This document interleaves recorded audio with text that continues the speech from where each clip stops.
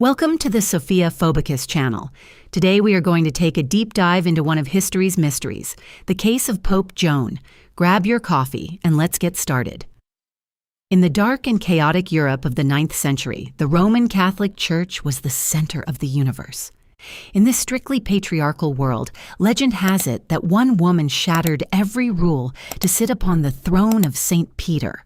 Known as Pope Joan, or Papa Johanna, her story was accepted as fact for centuries, though most modern historians now categorize it as a myth.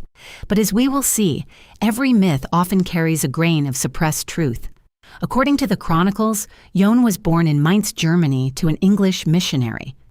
In an era where education for women was nearly impossible, she saw only one path to satisfy her immense intellect: living as a man. Under the name Johannes Anglicus, she traveled to Cologne, Athens, and finally Rome. Her profound knowledge of sacred texts and philosophy made her a rising star. She eventually caught the eye of Pope Leo IV, becoming his trusted advisor. When Leo IV died in 855 AD, the cardinals and the people, unaware of her true identity, unanimously elected her as the new pope. Joan is often depicted as a wise and diplomatic leader. However, her reign, which allegedly lasted over 2 years, came to a catastrophic end due to a secret pregnancy. The secret was revealed in the most dramatic way possible, during a papal procession between the Colosseum and St. Clement's Church. While on horseback, Joan unexpectedly went into labor. To the Church, a pope giving birth in public was a dagger to their divine authority. The accounts of her fate vary. Some say she died of birth complications on the spot. Others claim she was dragged behind a horse or stoned by an angry mob. A few even suggest she was imprisoned for life to do penance. Following the scandal, the Church reportedly initiated a policy of damnatio memoriae, the systematic erasure of her existence. The records. Her name was removed from the Liber Pontificalis, the Book of Popes. The street. Popes allegedly bypassed the street where she gave birth, Vicus Papis, for centuries out of shame. The bust. In the 1600s, a bust in Siena Cathedral labeled Johannes VIII, woman from England, was reportedly replaced with a figure of Pope Zachary.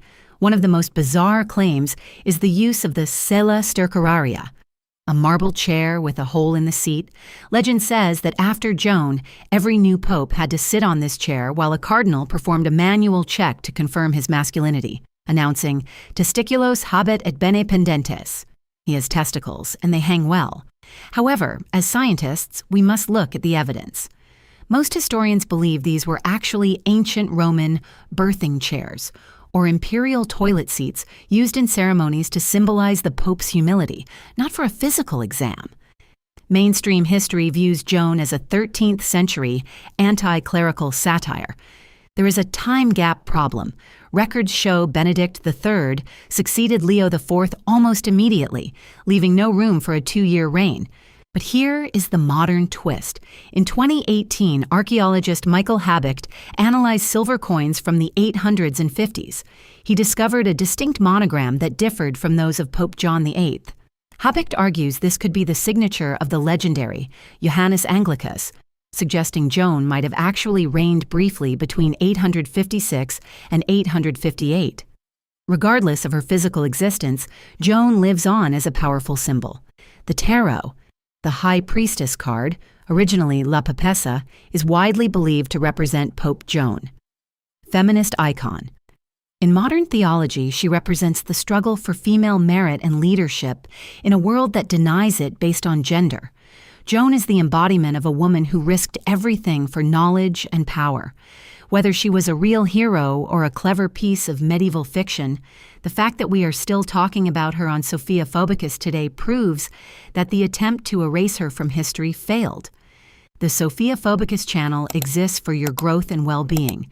Your support is very important to us. I would be very happy if you liked the video and subscribed to the channel. Goodbye. Subscribe.